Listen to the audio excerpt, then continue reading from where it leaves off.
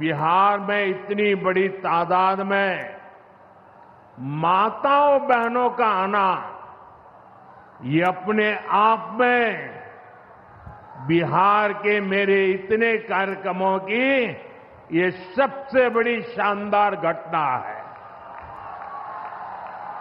मैं माताओं बहनों को विशेष प्रणाम करता हूं। मैं आप सभी जनता जनार्दन का हृदय से आभार व्यक्त करता हूं।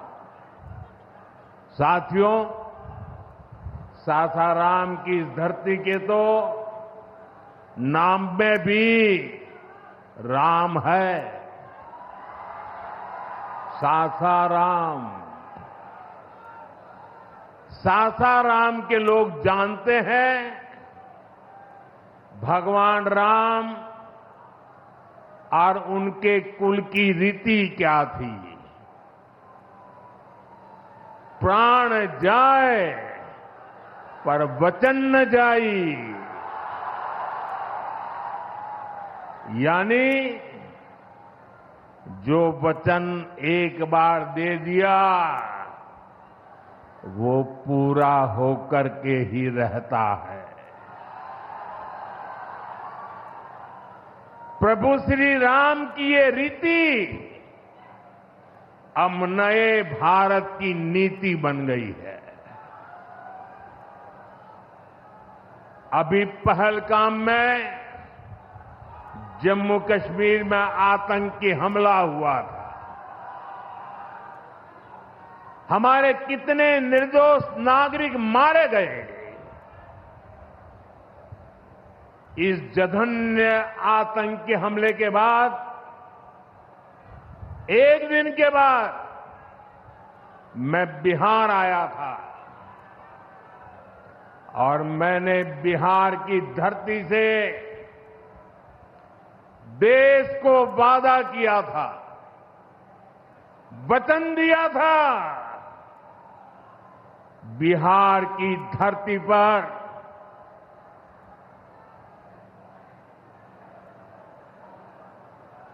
आंख में आंख मिलाकर हमने कह दिया था, आतंक के आकाओं के ठिकानों को मिट्टी में मिला दिया जाएगा।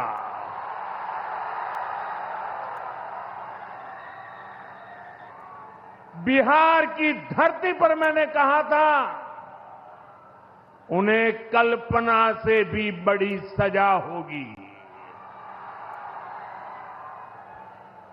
आज जब मैं बिहार आया हूं तो अपने वचन पूरा करने के बाद आया हूं। जिन लोगों ने पाकिस्तान में बैठकर हमारी बहनों का सिंदूर उजाड़ा था, हमारी सेना ने उनके ठिकानों को खंडहर में बदल दिया है।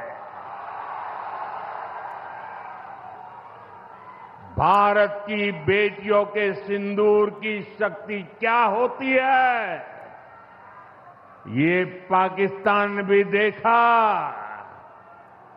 और दुनिया ने भी देखा। जिस पाकिस्तानी सेना की छत्र छाया में आतंकी खुद को सुरक्षित मानते थे,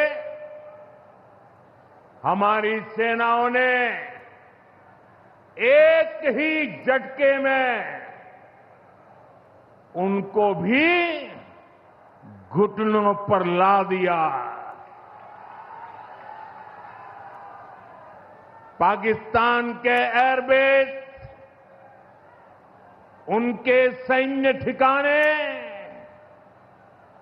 हमने कुछ ही मिनट में तबाह कर दिए। ये नया भारत है, ये नए भारत की ताकत है। बिहार के मेरे प्यारे भाइयों बहनों, ये हमारा बिहार वीर कंवर सिंह जी की धरती है।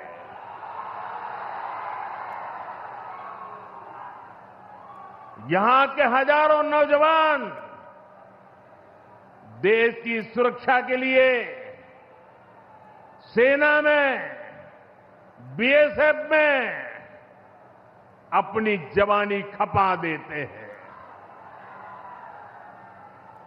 ऑपरेशन सिंदूर में दुनिया ने हमारी बीएसएफ का भी अभूतपूर्व पराक्रम और अदम्य साहस देखा है। हमारी सीमाओं पर तैनात बीएसएफ के जाबाज सुरक्षा की अभेद चट्टान है। मां भारती की रक्षा हमारे बीएसएफ के जवानों के लिए सर्वोपरि है। और यही मातृभूमि के सेवा का पवित्र कर्तव्य निभाते हुए 10 मई को सीमा पर बीएसएफ सब इंस्पेक्टर इम्तियाज शहीद हो गए थे। मैं बिहार के इस वीर बेटे को आदरपूर्वक श्रद्धांजलि देता हूं। और मैं आज बिहार की धरती से फिर दोहराना चाहता हूं, ऑपरेशन सिंदूर में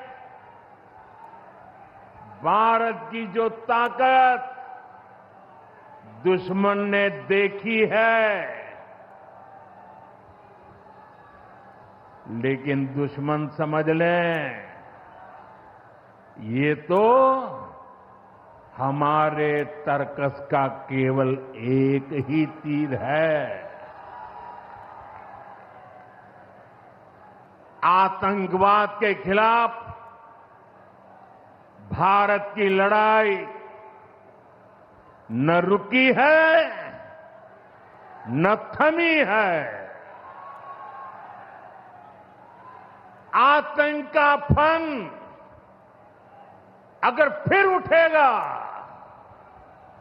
तो भारत उसे बिल से खींचकर कुचलने का काम करेगा।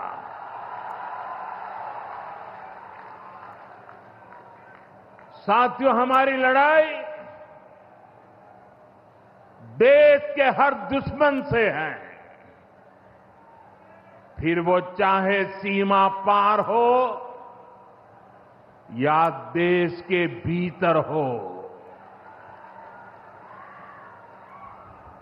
बीते वर्षों में हमने हिंसा और अशांति फैलाने वालों का कैसे खात्मा किया है, बिहार के लोग इसके साक्षी हैं।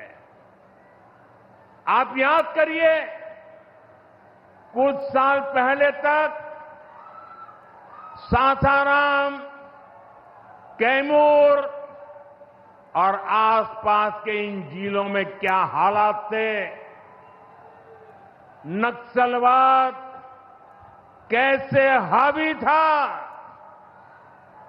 मुंह पर नकाब लगाए, हाथों में बंदूक थामे नक्सली कब कहां सड़कों पर निकल आए, हर किसी को ये खौफ रहता था। सरकारी योजना आती थी पर नागरिकों तक पहुंचती ही नहीं थी। नक्सल प्रभावित गांव में न तो अस्पताल होता था, न मोबाइल टावर, कभी स्कूल जलाए जाते थे कभी सड़क बनाने वालों को मार दिया जाता था। इन लोगों का बाबा साहब आंबेडकर के संविधान पर कोई विश्वास नहीं था। नीतीश जी ने उन परिस्थितियों में भी यहां विकास की पूरी कोशिश की। 2014 के बाद से हमने इस दिशा में और तेजी से काम किया। हमने माओवादियों को उनके किया की सजा देनी शुरू की।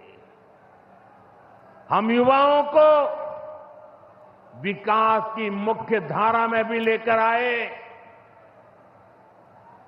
11 सालों की दृढ़ प्रतिज्ञा का फल आज देश को मिलना शुरू हुआ है। 2014 से पहले देश में 125 से ज्यादा जिले नक्सल प्रभावित थे। अब सिर्फ 125 से ज्यादा, अब सिर्फ 18 जिले नक्सल प्रभावित बचे हैं। अब सरकार सड़क भी दे रही है, रोजगार भी दे रही है,